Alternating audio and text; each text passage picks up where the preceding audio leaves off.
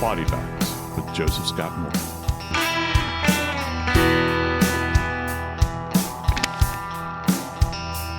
I'm a fan of visiting Civil War battlefields. It's something that I've always liked to do. I had ancestors that fought all over during that war, and even Revolutionary War. And I like visiting battlefields, but there's one in particular that always bothered me, and it's really not a battlefield. It was actually Andersonville. It's the site of the former Confederate prison camp where all the Union soldiers were brought to. There was a TV series about it, but when you go there and you physically see it, you understand what those men went through. Literally starved to death, drinking water out of a rancid, polluted creek.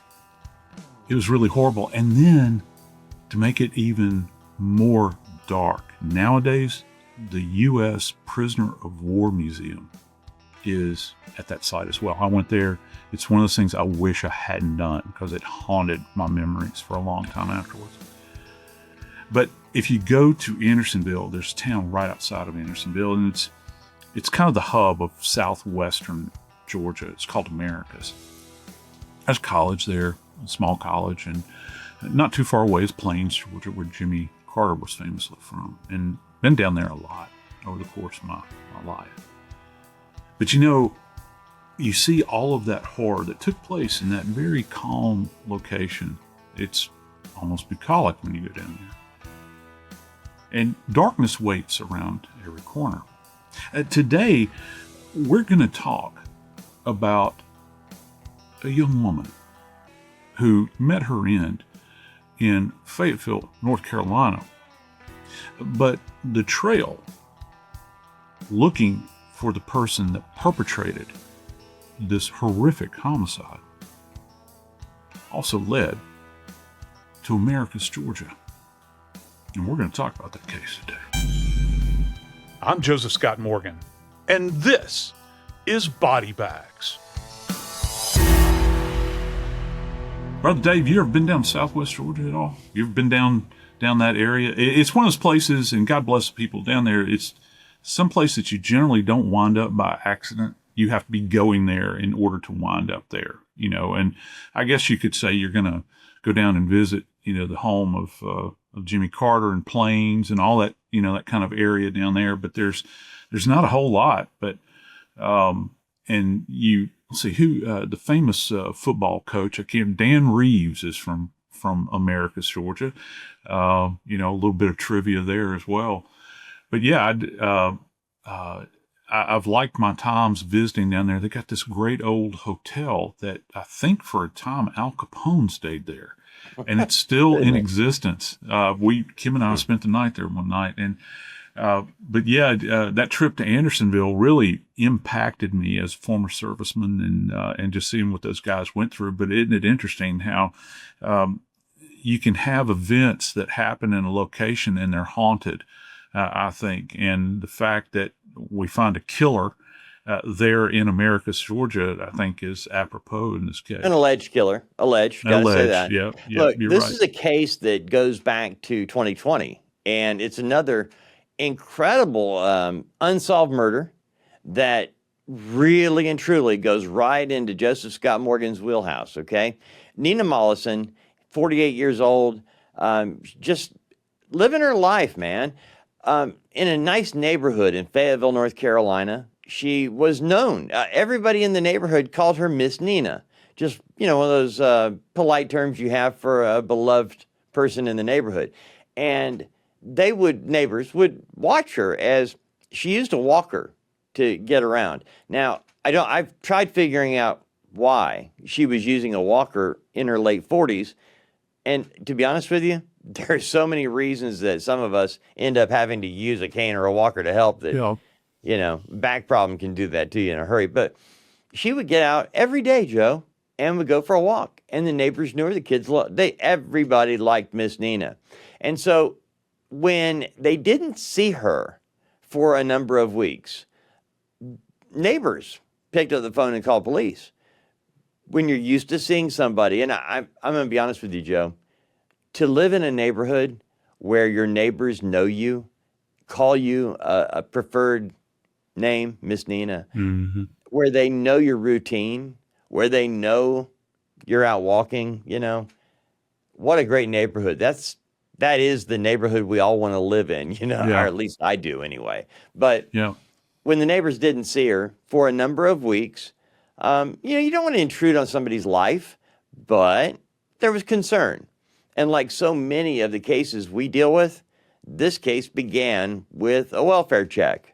We called police. Would you guys check on her? We just haven't seen her in a while, and we're concerned. That was on March 2nd, 2020. So police show up at this home on Murchison Drive in Fayetteville, North Carolina, the home of 48-year-old Nena Mollison. And when they approached the home, and Joe, I know you've been around law enforcement for so many years in what you've done, but when they're doing a welfare check, as police arrive, they don't just bum rush the door, knock, knock, knock, hey, open up. Don't they look around a little bit to notice if there's anything that might catch their attention? Yeah, they'll do. You'll do your external assessment on the house, all right? So you're going to walk the perimeter, if you will, right, and check all of the windows. And if you can see in the windows, that's preferable. Instead of exposing yourself, going, busting through a door and just, it's not a television show. So you have to be, you don't have to, with television show, you have to get it done in 40 minutes if you exclude the commercials. But, with this, you take your time because you don't want to stick your neck out and have harm come to you. So you'll walk around, and not only are you trying to visualize what's inside, you're also trying to assess all the points of entry. And that can be windows. It can actually be basement windows, for instance, with older houses, those that kind of roll out. Have you ever seen those? And, in the back door, you want to check it, any location. Dave, I'm glad you mentioned this because I remember, and it always sent a chill up my spine. I worked a lot of cases involving cut screens.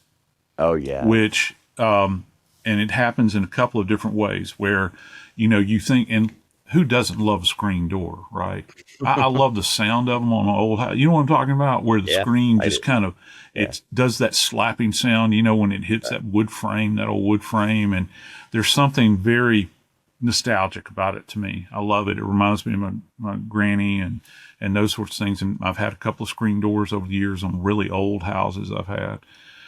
But the real kind of sinister part of this is when you walk up and you see someone has used a tool and they've cut a portion of that screen door out or the screen in a window and pushed it in so they get their hand in there.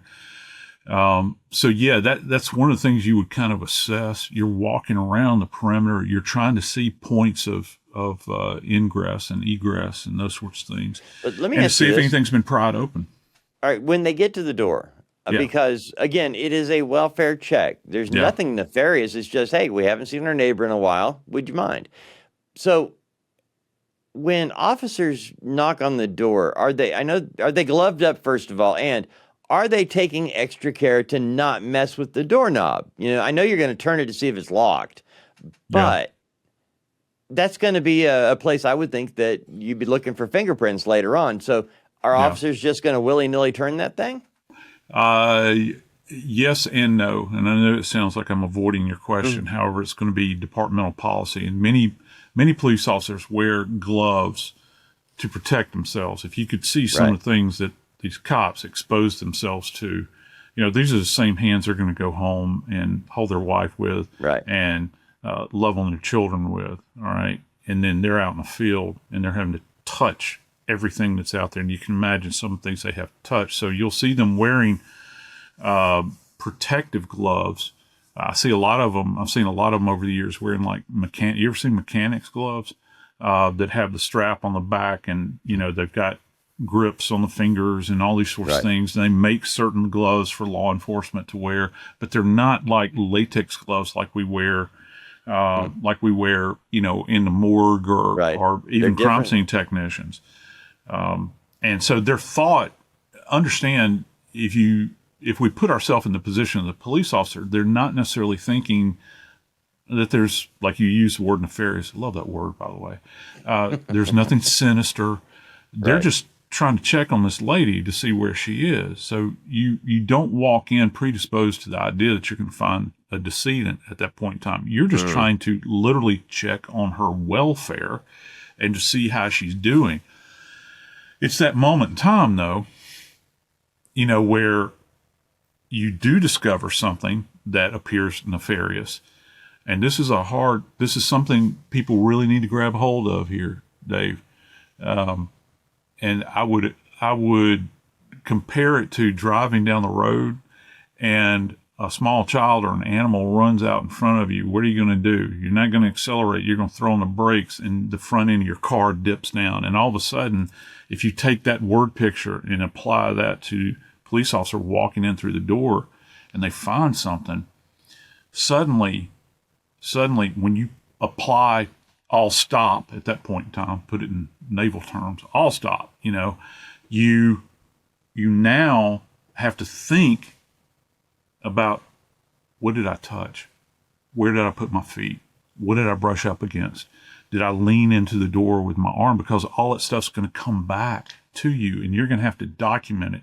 Literally, if you read one of these reports where somebody discovers a body, you will see them go down a laundry list of points of contact many times. When I arrived at the scene, I stepped up onto the porch, placed my hand on the doorknob, or called out, knocked on the door, knocked on the window, whatever it is, because I can tell you the detectives are going to ask those questions when they get out there.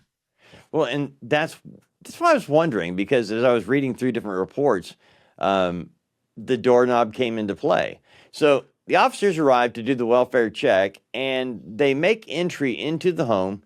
There is no sign of forced entry, but based on what they see, they find Miss Nena, and she's dead.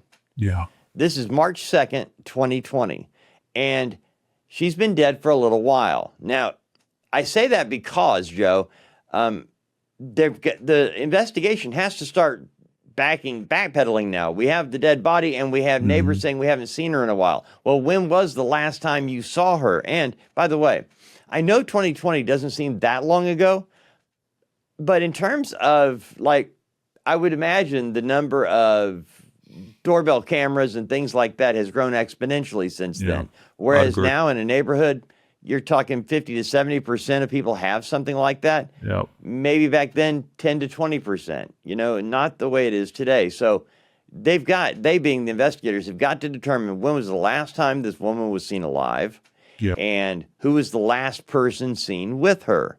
And when you're inside somebody's domicile, as you like to call it, and they're alone and they're dead, do the police that are there doing the welfare check have to do an all stop and call the boss and say, bring in the crew?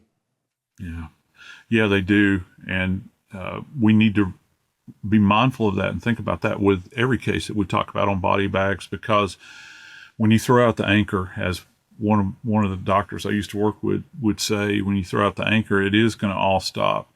And you actually have to back out. And I have been in situations where I have discovered things at scenes, and I'm like searching a different area of the house.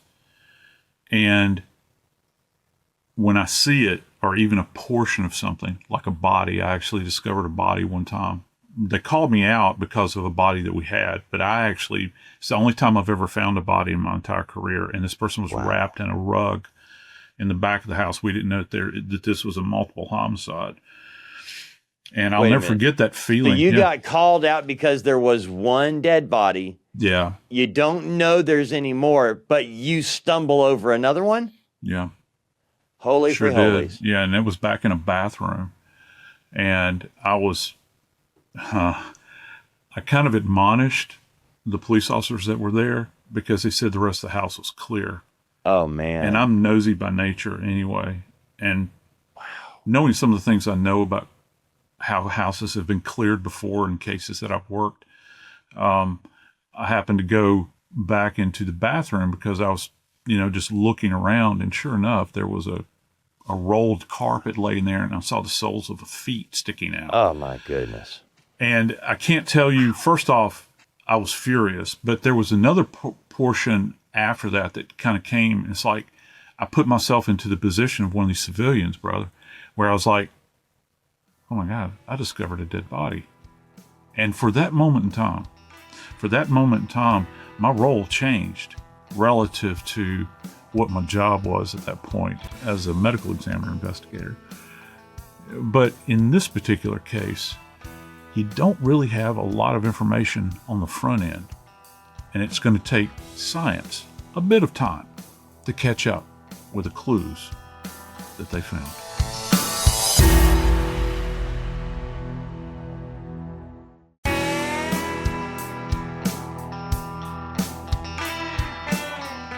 Brother Dave, I got a question I want to ask you. And this is just open forum discussion here. I'm curious. I'm very curious. All right. From your position and everything that you have seen and all these cases you've covered for all of these years, and there is no right answer here, but when do you think a case goes cold? Oh, I'm just curious about that. When do you think a case goes cold?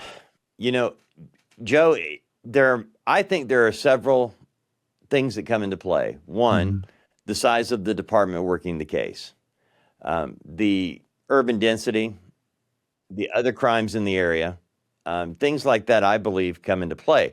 And it's because a case gets worked to the point where it can't be worked anymore. We've run out of leads. We've run out of places to look. We've run out of people to interview. We are at a stopping point. We have checked every piece of evidence. We've checked every lead. We have done everything we can. And now we sit back and look at it. Now, I think it might be different now than it was years ago because of the advances that have been made with certain technologies, but DNA in particular. When you have that, the case, I believe if you have DNA, the case is never truly cold, at least in the broad sense of the word. Being cold is when they stop working the case actively every day and it is set off to the side and we'll come back to it later on in an annual review. I think that's when it becomes cold. And that could be 6 months in some cases, Joe. I mean, think about it. Use this, Nena, as an example. You have a woman who's 49 years old. Neighbors love her and know her, and she has a routine. And you're on the scene, and you find her body inside the home. You have an area that is very closed in terms of the area you're going to work for evidence. Right. She was probably killed in this same spot. The medical examiner is going to determine the cause of death. They've already ruled it a homicide. So you have an isolated area to deal with, and you have a very short window of opportunity to figure out what actually transpired before you run out of ideas.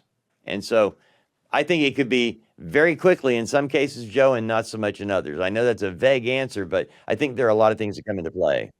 What assets can you marshal, you know? And you could say, well, and Fayetteville is not, let's face it, it's no huge secret. Fayetteville, North Carolina's had some problems, relative to crime. And it goes, I know I'm preaching the choir because I know you're a North Carolinian. It's a military base town, right, Fort Bragg. You've got, oh my goodness, and again, it goes back to one of the cases I have followed for many years. It's been made famous by books and movies, and that's the case of Jeffrey McDonald. It happened on base in Fayetteville. And the bottom line here is that you have an area that has a lot of transients, Joe. I'm glad you said that because people, if you've never been to a military town, I don't care if it's the Corps or if it's the Army or whatever, when you get off post, you see how transient the environment is. Matter of fact, not too far from where we are, Dave, I'm always fascinated by this, in the Anniston, Alabama area. When you pull out of old Fort McClellan which was a massive Army base that was shut down in the late 90s. And you drive into Anniston, I can't remember what they call it. Maybe you remember, but there is this long, going down Highway 21 there, and there are all these used car dealerships and car dealerships. And the skeletons of these places still exist. Yeah. And the reason they exist is because you had young knucklehead kids that were 18 and 19 years old that had their first paycheck, and they'd walk right out of the gate and they'd get a tattoo and they'd get a brand new car, right? With interest rates through the roof. And so you have kind of this transient population, and that's one of the things that makes policing, I think, civilian policing, so difficult immediately adjacent to a military base, because how many people are passing through this area? And you don't have to be in the military. You can be servicing, something with the military, truck drivers, food suppliers, any kind of vendor that comes in there. And suddenly this little bitty town in, central eastern, North Carolina becomes like this hub of people coming in and out. It's like a beehive, Dave. And by the way, it's right there on I-95. It goes north-south from New York to Florida. So, and, the transient nature of this is you've got a lot of people that have come through the area that end up moving back or whatever. I mean, there's so much going on. But again, you're into a house in a neighborhood with one person in there, and she's dead. The medical examiner rules it a homicide and says the cause of death is strangulation. Yeah. So, Joe, you've got... I'm going over the evidence that they were able to find. I mean, there's not a lot there, but they did find something on a sofa cushion. Yeah, they did. And that broke the case. Not right away, though. No, it didn't. It didn't. And I have to say, and because this case, and just as caveat, this case has not been adjudicated at this point. That goes to what our purpose is here at Body Bags. We want to make you aware of these cases because this one it's got a lot of forensic evidence with it, and more is going to be revealed. But so we understand this. First off, there's a non-specific white substance on the sofa. Can I add something real quick? Sure. Okay. Nena was discovered March 2nd, 2020. We're now 6 years downrange from that and just got an arrest. So I bear in mind, okay, this is 6 years. 6 years. Without an arrest. Okay, 6 years. And this evidence has been there. Nothing new was brought into the case. The evidence that actually led to an arrest has been in place, collected by law enforcement in March of 2020. Yeah. I just want to make sure everybody understands it took 6 years to get to where we are today, where an arrest has been made. But backing up, we have the nondescript white substance found on a couch cushion. Yeah. And you can speculate that, our friend, my friends out there, you can speculate about what the white substance is. I think that Elmer's this is glue? No, it's not Elmer's glue, I'm sure, because it does in fact have the blueprint of life in it, because there is DNA indwelling there. And that's the key to this. But let me step back just for a second, because we're talking about this lady who was violated. Okay. We don't know necessarily to what degree. I think that this is a sexually motivated event. And Dave, her cause of death itself, as you alluded to, is, for me, anytime I hear manual strangulation, it's a very intimate thing. And I know a lot of you are out there saying, yeah, no kidding, Morgan, it is kind of intimate. Well, right you are. It is intimate. And the reason that this is so important to understand this is that the killer had immediate proximity, to Nena at that point in time. And here's something else, Dave, that I'm fascinated, going back to this house. There's no forced signs of entry. Right. And one of the things that we think about with no signs of forced entry is either the door had been left unlocked and somebody's jiggling the lock or just randomly picking this. not pick like lockpick, but picking this place to walk up to, or there's familiarity, right? And so when you check that door, you open it up, right on the other side is this poor woman who has to use a walker, by the way, at 49 years of age to get around. Or she knew this individual when they knocked on the door or drew her attention to the door, came and opened it, and she either didn't feel threatened when she opened the door because she knew them, or she's in such a state, maybe she's infirm to the point where she can't defend herself. And how easy is it just to push the door open? You're talking about where she doesn't have the ability to kind of power, walk about, ambulate under her own power. How easy would it be for a grown man to overtake someone like this? So just because there's no signs of forced entry doesn't mean something violent didn't happen there, and obviously it happened once inside. But you're right in the sense that that substance that they recovered off of that sofa, it's been with them, Dave. This is not something they went back and said, oh, let's go back and check the sofa again.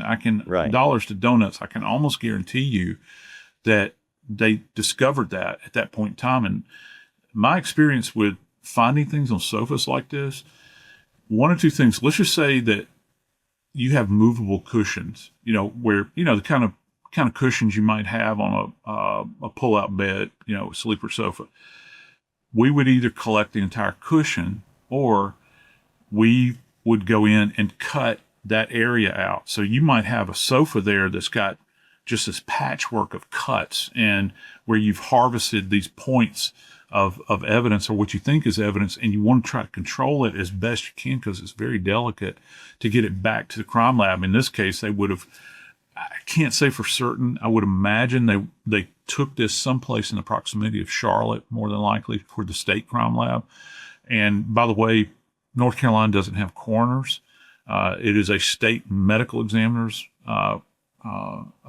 system that they have there, so her remains would have been taken back there. And just the processing of her body alone, if they found that at the scene relative to this unidentified, non-specific white stain, you're going to be thinking about the rest of the surfaces, the multiple surfaces of her body. You're going to be swabbing all of these sections, particularly right here. If this is a manual strangulation, where the individual is putting their hands, and yes, in 2020, we knew about touch DNA.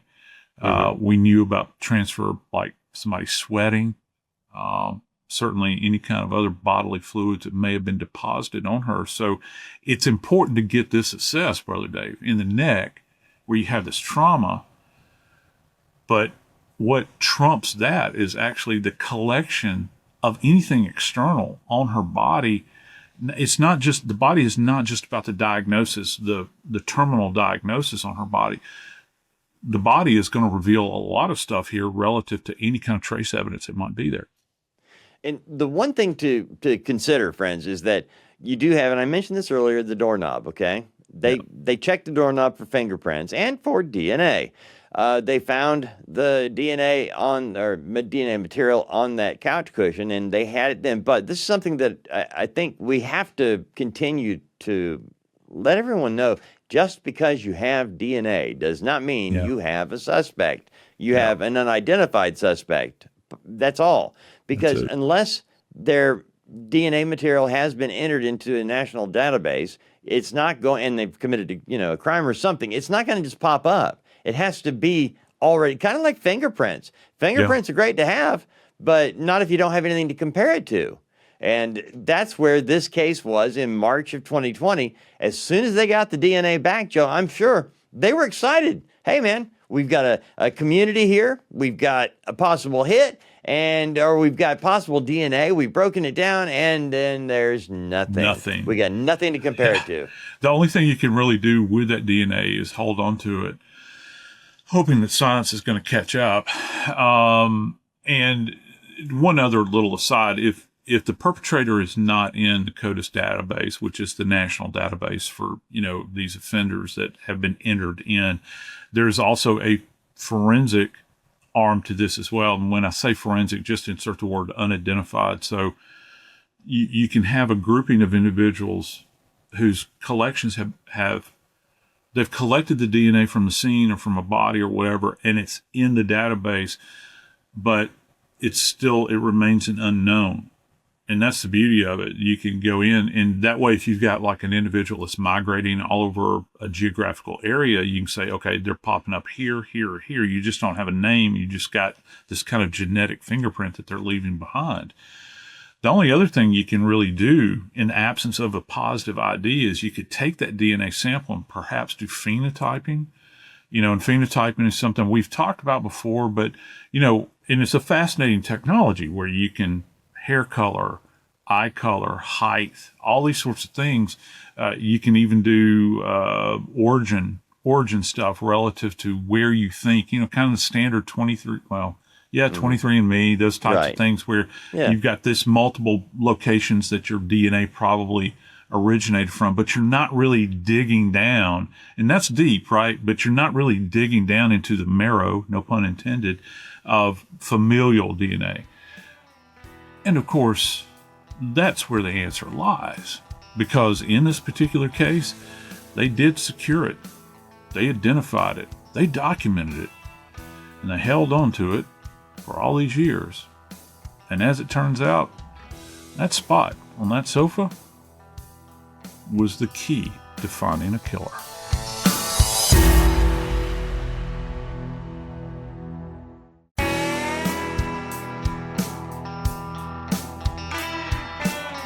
How frustrating, right? You've got this woman that is beloved, and you can imagine, I can only imagine, that the neighbors in proximity to her, Dave, first off, they're terrified, and then when, I wonder how many of those people that lived near her made phone calls to the police department saying, have you got anybody yet? Because, they're thinking that I don't want this Yahoo showing up at my door, right. Which is it's a real thing. It's a real fear, and you have to validate that within people. And I'm sure the cops are frustrated. Here we've got DNA, and DNA is going to solve all the problems. And it didn't immediately.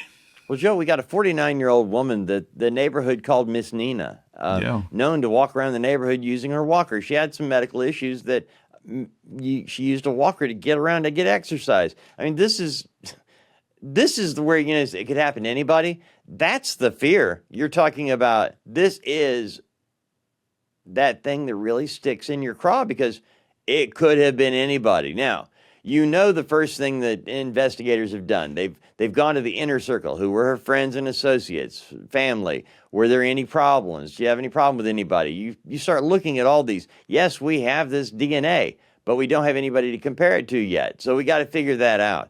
And that's where the friends, the workers at Othram come into play, because when it gets right down to it, if I would have thought, and before we started, doing this, if you don't have anything to compare it to, it's not worth anything.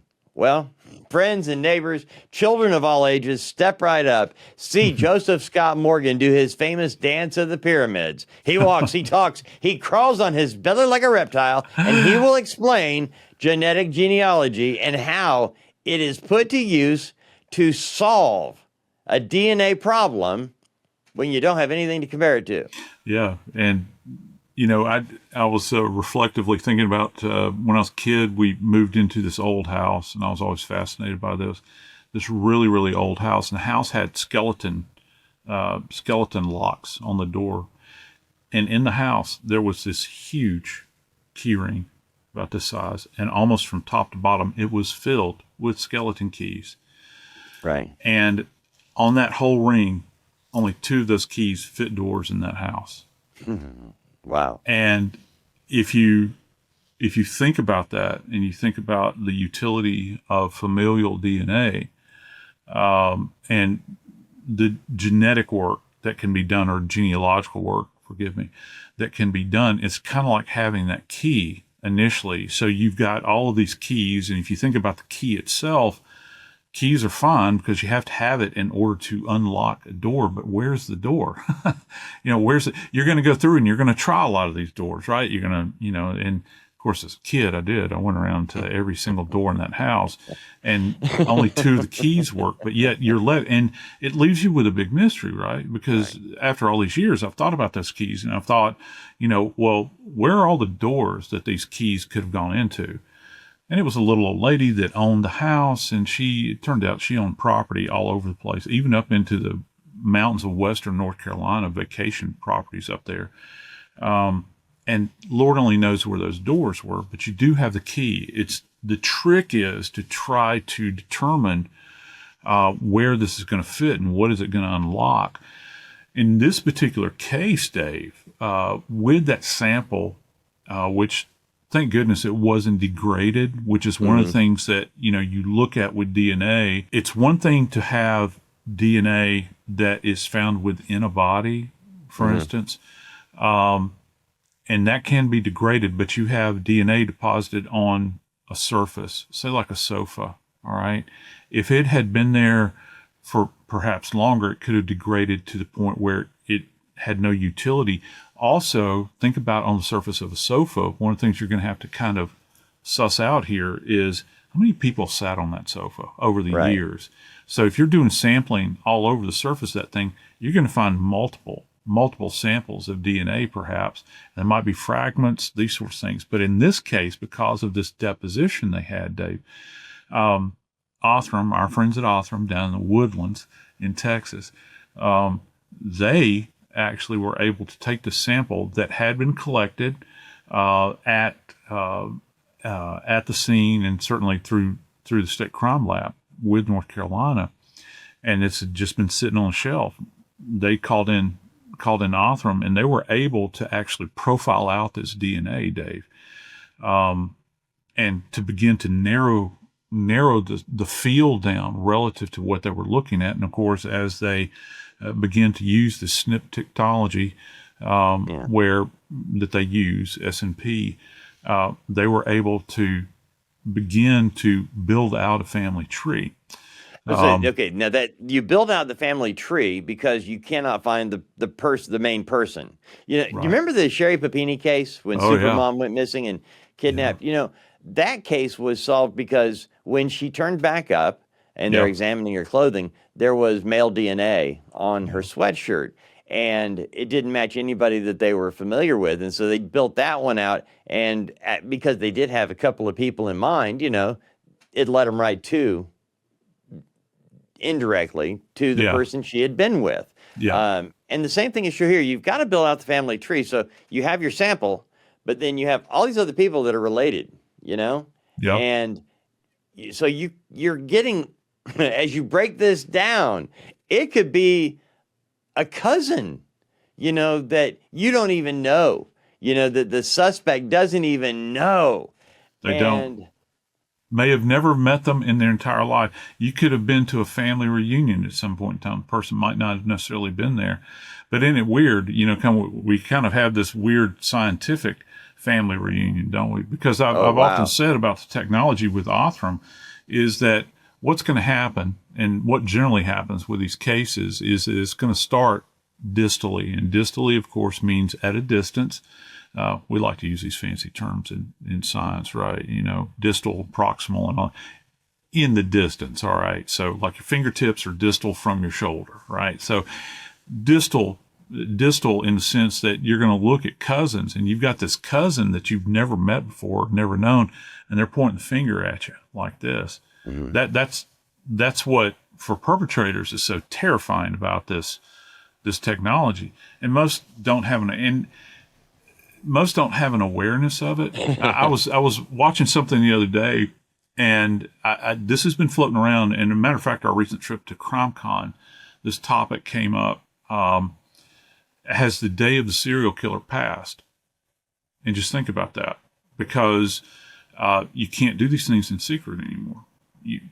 You can try, and I guess you could probably get away with it, but you combine electronics, and then you combine DNA along with that. And if there's a deposition of something left at the scene, now, a lot of these perpetrators like this, that's part of what really fires them up and gets them off, is the idea that they can humiliate with body fluids and all this sort of stuff. And so when that's extracted from the equation, they're, I don't know how they satisfy that urge anymore. And you begin to think about, well, is the day of the serial killer gone?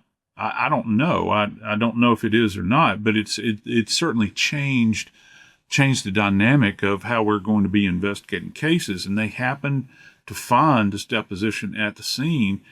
And as it turns out, Dave, this individual that they identified through this DNA and through the work at Othram, pointed the fingers back at this one individual that I think that they wound up finding in Americus, Georgia. Correct? They did. He was a former resident of Fayetteville, North Carolina, but he had moved, and he's 31 years old. I was going to say hiding out. Well, he was living in Americus, Georgia. And if you go back to the beginning of the show when Joe was talking about Americus, you know some of the history there. But this guy is in Americus, Georgia, and they're able to, I'm thinking about this, okay, you start in Fayetteville, North Carolina, in a quiet neighborhood, family, friends that can recognize Miss Nena hasn't been walking around the neighborhood as much, let's check on her. And that leads to finding this poor woman strangled in her own home. Investigators find DNA. They find it on a sofa cushion. They know, chances are, this is our suspect, but can't solve it. 6 years go by. They're working it in Fayetteville. They're working it in the woodlands in Texas. And Othram is able to build out the family tree that leads them to a man named Justice Robert Sampson, a 31-year-old former resident of Fayetteville, North Carolina, who is living in Americus, Georgia. Yeah. Yeah, and he beat feet down there for any number of reasons, I would assume. But, the I don't know, the long arm of science, I guess, coupled with the long arm of law enforcement, you can't escape it. And here's the interesting thing, because, now that just like it's important to know who a victim is, and we've talked about that extensively, because with ID, when you have a perpetrator that is now identified, you can go back and you can create a timeline based upon points of contact, where they were employed, was there any kind of previous relationship between Nena and this accused individual, who, by the way, is accused and is not convicted. Hasn't been a trial yet. This is hot off the press. Yeah, so, this is new. This is happening right now. Yeah, it's in real time. I mean, we just have come into an awareness of this from our friends at Othram. And we think about this case relative to him and, what would have been his motivation to do this to this woman who has obviously got some physical problems. She's beloved, but yet you have this person that allegedly comes into her home and perpetrates this kind of horrible crime. Well, I don't know, because I can't speak for her neighbors that dwelled in that neighborhood, where they would wave at her periodically. They would see her. She may have greeted them with a kind smile, or, lean over the fence and talking to folks. Right. But maybe they can sleep a bit easier knowing that they have someone that they can potentially hold responsible. Now, I'll go ahead and tell you, like I always do, many of you would love to be able to participate in the solving of crime. And there are so many out there. And not just the solving of a crime. I'm not talking about bicycle theft here. I'm talking about homicides or getting somebody identified. Maybe one of you would like to do that. I cannot urge you strongly enough that if that is what you want to do, if you don't want to just sit there at home on your phone or in front of a computer or in front of the television and say, God, I wish I could do something. Well, you can. You can, because this is how you go about it. I want you guys to go and visit DNAsolves.com. That's DNAsolves.com. And that will connect you with our friends at Othram. And the beauty of this is that wherever you are domiciled in the United States, see, I use that term again, Dave. I know. Wherever you're domiciled in the United States, there may be a case that is not geographically too far away from you, or there may be a story that really lights a fire in your heart to want to step in and say, you know what, this is something I can help out with. Maybe you got a couple of bucks you can push to them, because they are not government funded. All right. Our friends at Othram are not. And this project that they're taking on is to try to clear the NamUs database, which is all the unnamed people that are out there in the United States, all the unidentified bodies. But additionally, just like in Nena's case, they're there to help find out who perpetrates some of the most horrific crimes you can imagine. And they thought they were going to get away. But you know what? For a couple of bucks, you might can get this individual off the street, because essentially this is crowdsourcing. You go there, you find the case, you want to push a couple of pennies their way, do it. They have all the resources to make that happen. And when they hit that goal, when they hit that magic number, they can flip the switch on it and begin to work on the case. So that's DNAsolves.com. I'm Joseph Scott Morgan, and this is Body Bag.